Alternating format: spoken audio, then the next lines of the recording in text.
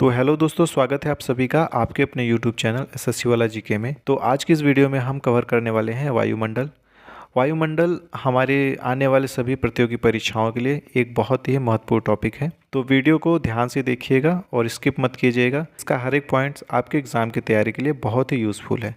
तो चलिए आज के ये वीडियो शुरू करते हैं। तो दोस्तों, सबसे पहले समझते हैं कि वायुमंडल किसे कहते हैं। तो पृथ्वी को चारों ओर से घेरने वाली गैसों का आवरण पृथ्वी का वायुमंडल कहलाता है। हमारी पृथ्वी जो है वो चारों तरफ से एक गैसीय आवरण से घिरी हुई है, जिसे कि हम पृथ्वी का वायुमंडल कहते हैं।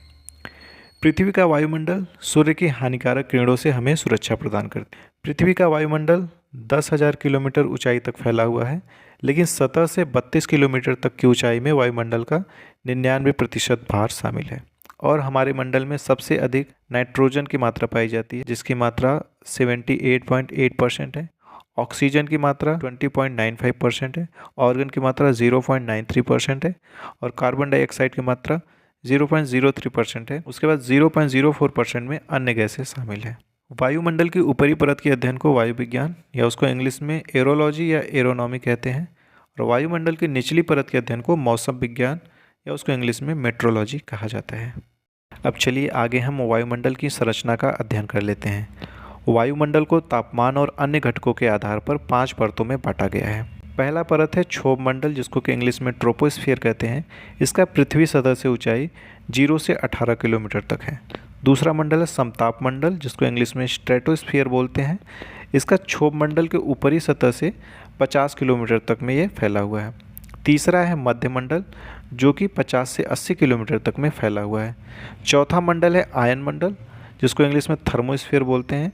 यह 80 से 640 किलोमीटर तक फैला हुआ है और यह वायुमंडल का सबसे बाहरी मंडल है। यह पूरे अंतरिक्ष तक फैला हुआ है। अब चलिए हम क्षोभ मंडल को डिटेल में पढ़ लेते हैं। क्षोभ मंडल वायुमंडल की सबसे निचली परत होती है, जिसकी पृथ्वी सतह से ऊंचाई लगभग 18 किलोमीटर तक होती है। ध्रुवों पर 8 से 10 किलोमीटर तक ऊंचाई और विषुवत रेखा पर लगभग 18 किलोमीटर तक इनकी ऊंचाई होती है। मौसम की सभी घटनाएं जैसे वर्षा, कोहरा, बादल का बनना, बिजली कड़कना, जो भी सारी मौसम की घटनाएं होती हैं वो सब इसी मंडल में होती हैं।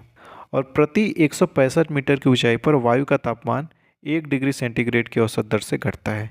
इसे सामान्य ताप पतन दर भी कहते हैं। इसी मंडल में उपस्थित वायु में हम सांस लेते हैं और इस मंडल को संवहन मंडल या अधोमंडल भी कहते हैं। अब दूसरा मंडल है हमारा समताप मंडल, जिसको कि आप फिगर में देख सकते हैं, जहाँ पे ये एरोप्लेन चल रहा है। तो क्षोभ मंडल के ऊपर 50 किलोमीटर तक ऊंचाई तक समताप मंडल फैला हुआ है। इस मंडल में तापमान स्थिर रहता है और मौसम संबंधी घटनाएं भी नहीं होती है, जिसके कारण यह मंडल वायुयान उड़ान के लिए सबसे उपयुक्त होता है। मतलब मौसम संबंधी घटनाएं, जो बिजली का कड़कना, बादल बनना, ये सभी इस मंडल में नहीं होता है, जिसके कारण वायुयान इसी मंडल में उड़ाए जाते हैं। ओजोन परत का लगभग 95% भाग समताप मंडल में ही पाया जाता है। समताप मंडल की खोज 1902 में लियोन टेसेरेंग डिपोर्ट, जो कि फ्रांस के हैं, और रिचर्ड असमन, जो कि जर्मनी के हैं, उन्होंने ही किया था। अब इसी मंडल में उपस्थित हम ओजोन परत का भी अध्ययन कर लेते हैं। ओजोन को हम O3 से डिनोट करते हैं। ओजोन परत पृथ्वी से 15 किलोमीटर से 30 किलोमीटर तक समताप मंडल में स्थित है और यह सभी प्राणियों को सूर्य की हानिकारक पराबैंगनी किरणों से बचाती है। अंतरिक्ष से ओजोन परत समताप मंडल के निचले भाग में नीली पट्टी के रूप में दिखाई देती है। ओजोन परत की खोज 1913 में फ्रांसीसी भौतिकविदों चार्ल्स फैब्री और हेनरी वुडसन ने की थी। ओजोन परत की मोटाई डाप्सन में मापी जाती है। ओजोन दिवस 16 सितंबर को मनाया जाता है। ओजोन परत का क्षरण ग्रीन हाउस गैसें और क्लोरोफ्लोरोकार्बन से होता है। क्लोरोफ्लोरोकार्बन, जो कि हम एसी वगैरह यूज करते हैं, रेफ्रिजरेटर यूज करते हैं, ये गैसें उनसे निकलती हैं। इन गैसों से ओजोन परत का क्षरण हो रहा है। इसमें देखिए दो बहुत ही इंपॉर्टेंट है कि ओजोन परत की मोटाई डाप्सन में मापी जाती है और ओजोन दिवस 16 सितंबर को मनाया जाता है। ओजोन से संबंधित ही मॉन्ट्रियल समझौता हुआ था 1987 में और यह कनाडा में संपन्न हुआ था। तो ओजोन से रिलेटेड बस इतने ही क्वेश्चंस आपके एग्जाम में बनते हैं, जो कि सारे फैक्ट्स मैंने वीडियो में दिए हैं, जो कि सारे फैक्ट्स मैंने यहाँ पर दिए हुए हैं। इसको आप स्क्रीनशॉट लेके भी रख सकते हो। अब समताप मंडल के ऊपर स्थित मध्य मंडल का अध्ययन करते हैं। मध्य मंडल को इंग्लिश में मीजोस्फीयर भी बोला जाता है। यह समताप मंडल के ऊपर लगभग 80 किलोमीटर तक फैला हुआ है। अंतरिक्ष से आने वाले उल्कापिंड इसी परत में ही जलते हैं। इस मंडल में ऊंचाई के साथ तापमान में पुनः गिरावट होने लगती है।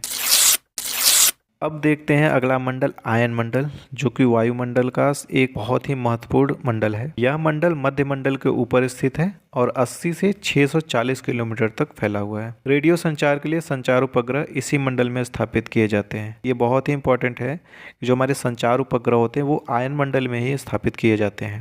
पृथ्वी से प्रसारित रेडियो तरंगे इसी परत द्वारा पुनः पृथ्वी पर परावर्तित कर दी जाती है, जिससे टेलीविजन, टेलीफोन, रडार एवं अन्य संचार सेवाएं संभव होता है। इस मंडल का आयतन सबसे अधिक है, लेकिन इस मंडल में हवा की मात्रा संपूर्ण वायुमंडल के 200वें भाग से भी कम है। मतलब इस मंडल में हवाएं बहुत ही हल्की पाई जाती हैं। आयन मंडल की भी 4 परतें होती हैं। डी परत, ई परत या उसको केनली हेविसाइड परत बोलते हैं, जो कि सबसे ज्यादा आयनित परत है, और F1 परत, और चौथा है F2 परत। तो आयन मंडल की परतों में से अगर क्वेश्चन बनेगा तो यही बनेगा कि आयन मंडल का कौन सा परत सबसे ज्यादा आयनित है, तो वह ई परत या उसको केनली हेविसाइड परत कहा जाता है।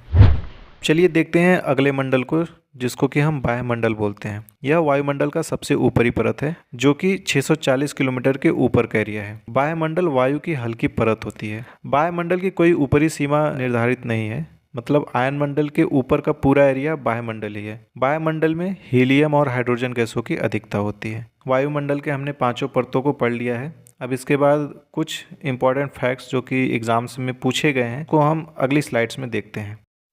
वायुमंडल में नीचे से ऊपर जाने पर वायुदाब घटता है। ये तो जाहिर सी बात है दोस्तों।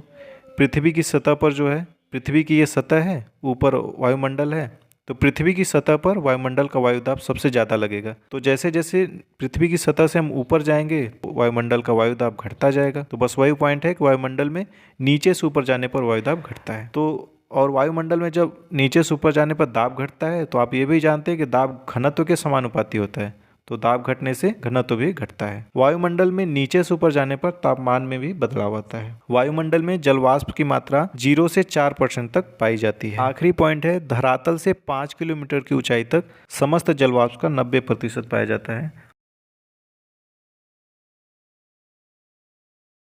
चलिए, वायुमंडल से संबंधित सारे पॉइंट्स को मैंने इस वीडियो में क्लियर कर दिया है।